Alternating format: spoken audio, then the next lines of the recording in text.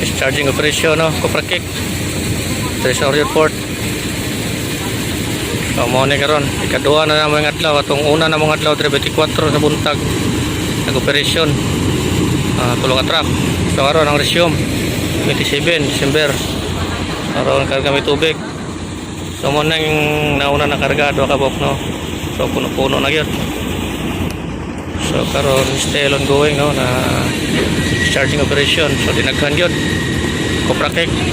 Ikan sa Kalbayog Samar sa Malahog, sa may Samar Buko. Ang sa proa na mo dre ni ang kuan ang barkong Dredge Master 5 ng San Miguel Corporation, no. So mo na karon dre, oh. Ayan. So dinaghan yun. Hop, ya. So dali ra kay nahawa, no. Ana. Hapit na ni mahuman. So estimated na ni mga 3 days, no. Sa continue operation, 3 days operation, unload.